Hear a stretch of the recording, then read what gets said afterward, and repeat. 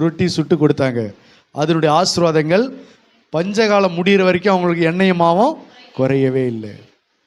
அப்படியே இன்னொரு இடத்துல நீங்கள் பார்த்தீங்கன்னா அப்போஸ்தலர் 5ஆம் அதிகாரத்தில் அனனியா சப்பீராள் என்கிறவங்க காணியாட்சியை விற்று கொண்டாந்து கொடுத்தாங்க.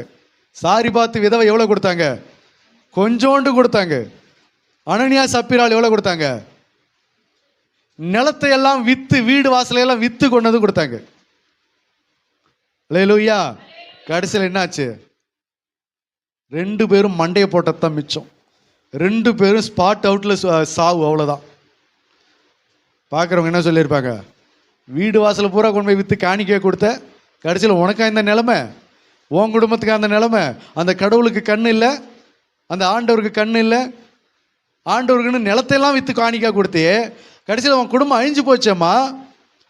பாரு அந்த குடும்பம் என்ன ஆச்சு பாரு. தன்னுடைய நிலத்தையும் சொத்து பத்தெல்லாம் விற்று கொண்டு போய் காணிக்க கொடுத்தாங்க. அந்த குடும்பம் அழிஞ்சு போனதான் மிச்சம், எல்லாம் செத்து போனதான் மிச்சம். அப்படி தானே சொல்லியிருக்கோம்.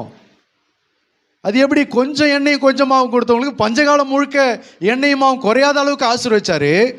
அதே ஆண்டவர் தான் நிலத்தையே விற்று கொண்டு போய் கொடுத்தவங்களே அழிஞ்சே போயிட்டாங்களே, குடும்பமே இல்லாமல் போயிடுச்சு. என்ன காரணம்?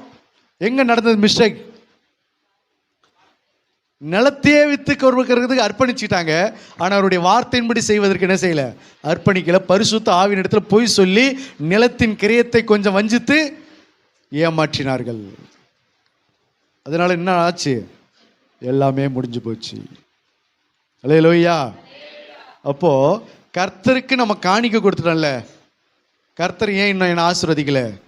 கர்த்தருக்கு நான் இவ்வளோ செஞ்சேன்ல, கர்த்தர் ஏன் என்னை ஆசீர்வதிக்கல? கர்த்தருக்காக நான் அவ்வளோ கொடுத்தேன்ல, கர்த்தர் ஏன் என்னை ஆசீர்வதிக்கல? கர்த்தருக்காக கொடுத்த, ஆனால் கர்த்தருடைய வார்த்தைக்கு நீ கீழ்ப்படியாமல் போனேன்னு சொன்னா கவுதாரி முட்டையிட்டு அதை குஞ்சு பொறிக்காமல் விட்டுட்டு போகிறதுக்கு சமம். அது படகை கொடுத்தேன்னு சொன்னா படகுடைய வார்த்தைக்கு, ஆண்டவருடைய வார்த்தைக்கு என்ன செய்யணும்? கீழ்ப்படிஞ்சு வலையை போட கற்றுக்கணும். இன்னைக்கு காணிக்க கொடுக்குறோம், கர்த்தருடைய வார்த்தைக்கு என்ன செய்ய மாட்டோம்? கீழ்ப்படியாமல் போயிடுறோம்.